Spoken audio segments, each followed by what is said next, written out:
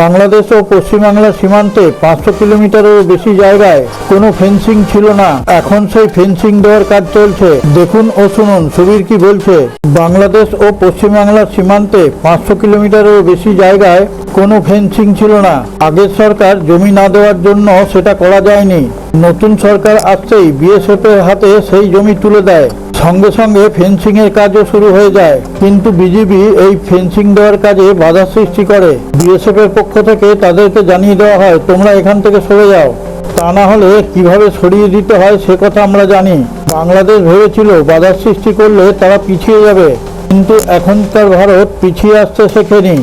ভালোভাবে তোমাদের জানানো হচ্ছে তোমরা যদি না সরে যাও তাহলে কিন্তু অসুবিধার মধ্যে পড়বে। তারা প্রথমে বিএসএফ এর কথা কানে তোলেনি।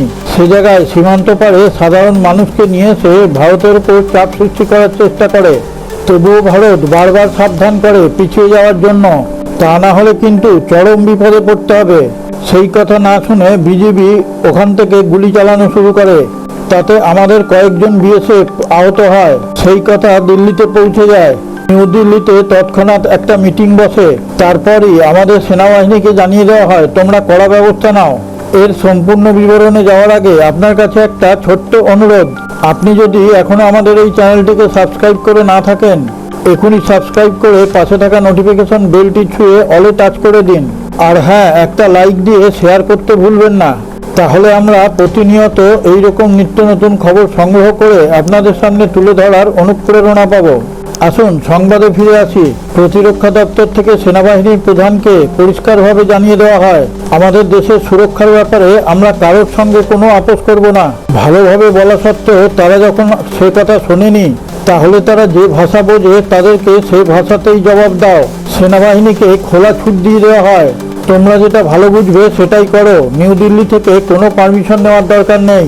আন্তঃরাষ্ট্র ও কূটনীতির ব্যাপারটা আমরা বুঝে নেব। এরপরই ভারতীয় সেনারা নিজেদের পজিশন নিয়ে নেয়। এরপরই তারা বাংলাদেশের দিকে বন্দুক তাক করে নিজেদের পজিশন নিয়ে নেয়। ভারতবর্ষ থেকে এই প্রথমবার বাংলাদেশের উপর সঠিক জবাব দেওয়ার কথা জানিয়ে দেওয়া হয়। ভারতীয় সেনাবাহিনীর এই রূপ দেখে বাংলাদেশ ঘাবড়িয়ে যায়। এটা তারা খুব ভালোভাবেই জানে ভারত যদি এগিয়ে আসে তাহলে তারা পালাবার পথ পাবে না। আর এখনকার ভারত সরকার পরিষ্কারভাবে জানিয়ে দেয় আমাদের সুরক্ষার ব্যাপারে কারোর সঙ্গে কোনো রকম আলোচনা করার দরকার নেই। ভারতের সুরক্ষার ব্যাপারে আমরা কারোর সাথে কোনো রকম সমঝোতা করব না। ভারতের দিক থেকে যখন গুলিগোলা ছোড়া শুরু হয়, বাংলাদেশের সেনারা তখন পিছু হটতে শুরু করে।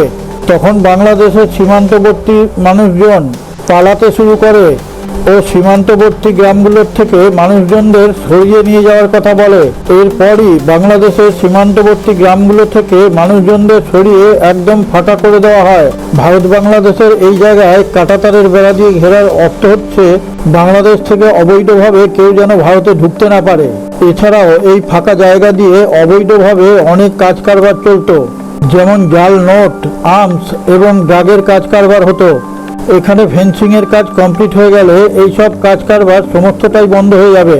দেশের সুরক্ষার জন্য আমাদের দেশের সেনারা যে আত্মত্যাগ করে তার জন্য আমরা গর্বিত। সেন্ট্রালে বিজেপি সরকার আসার পর থেকেই আমাদের দেশের সীমান্তকে সুরক্ষিত করার জন্য মনোযোগ দেয়। দেশের সীমান্ত যদি সুরক্ষিত থাকে তাহলে দেশের সাধারণ মানুষরাও সুরক্ষিত থাকবে। সেই কারণে সীমান্তে আমাদের সুরক্ষা বাহিনী দিয়ে টাইট করে রাখা হয়েছে। স্বরাষ্ট্র দপ্তর থেকেও বলা হয়েছে সীমান্তে কড়া ব্যবস্থা নেওয়ার জন্য। সীমান্তে আমাদের বীর জওয়ানরা সে কথা অক্ষরে অক্ষরে পালন করছে। আমাদের দেশের জওয়ানরা দেশকে সুরক্ষিত করার জন্য নিজেদের জীবন দিতেও পিছুপা হয় না। সেই কারণে আমাদের দেশের 140 কোটি মানুষ তাদের পেছনে রয়েছে। তাদের জন্যই আমরা গর্বের সঙ্গে বলতে পারি মেরা ভারত মহান হ্যায়। আমাদের দেশের পূর্বভাগকে অশান্ত করে রাখার যে ষড়যন্ত্র, এবার সেটা বন্ধ হবে। সম্পূর্ণ ভিডিওটা দেখার পর আপনি আমাদের চ্যানেলের কমেন্টে গিয়ে আপনার সুচিন্তিত মতামত প্রকাশ করুন ও জয় হিন্দ কথাটা অবশ্যই লিখবেন। সারে জাহাঁ সে আচ্ছা हिंदुस्तान हमारा हमारा सारे जहां से अच्छा।